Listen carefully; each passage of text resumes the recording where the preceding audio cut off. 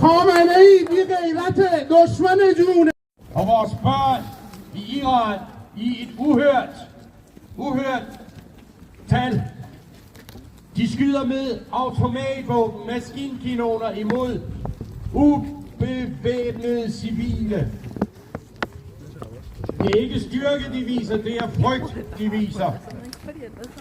Kampen vil de tabe. Vi kæmper for et frit Iran, og det kommer til at ske nu, uanset hvad regimet foretager sig for at slå op. خامنه‌ای قاتل.